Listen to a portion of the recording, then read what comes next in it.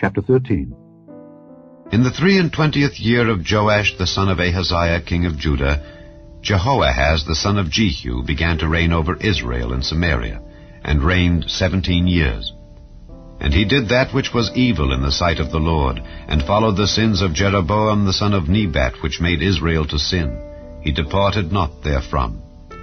And the anger of the Lord was kindled against Israel, and he delivered them into the hand of Hazael king of Syria, and into the hand of Benhadad the son of Hazael all their days.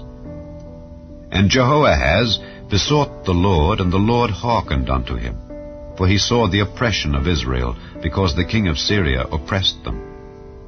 And the Lord gave Israel a Saviour, so that they went out from under the hand of the Syrians. And the children of Israel dwelt in their tents, as beforetime.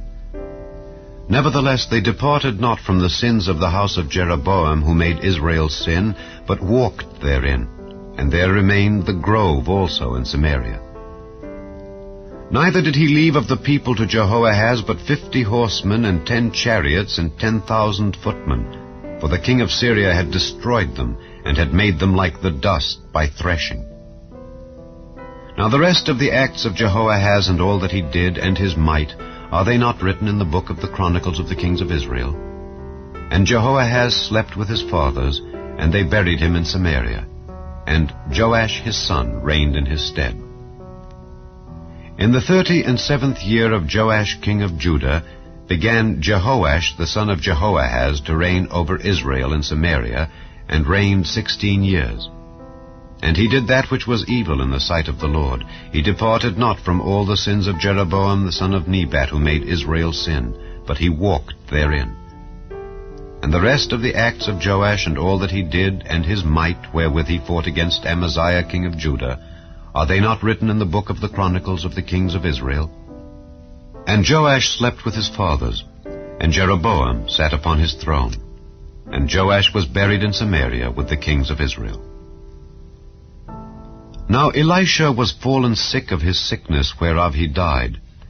And Joash the king of Israel came down unto him, and wept over his face, and said, O my father, the chariot of Israel, and the horsemen thereof. And Elisha said unto him, Take bow and arrows. And he took unto him bow and arrows. And he said to the king of Israel, Put thine hand upon the bow. And he put his hand upon it. And Elisha put his hands upon the king's hands. And he said, Open the window eastward. And he opened it. Then Elisha said, Shoot. And he shot. And he said, The arrow of the Lord's deliverance, and the arrow of deliverance from Syria. For thou shalt smite the Syrians in Aphek, till thou have consumed them. And he said, Take the arrows. And he took them. And he said unto the king of Israel, Smite upon the ground. And he smote thrice, and stayed. And the man of God was wroth with him, and said, Thou shouldest have smitten 5 or 6 times. Then hadst thou smitten Syria till thou hadst consumed it, whereas now thou shalt smite Syria but thrice. And Elisha died, and they buried him. And the bands of the Moabites invaded the land at the coming in of the year. And it came to pass, as they were burying a man, that, behold, they spied a band of men. And they cast the man into the sepulchre of Elisha. And when the man was let down and touched the bones of Elisha, he revived and stood up on his feet.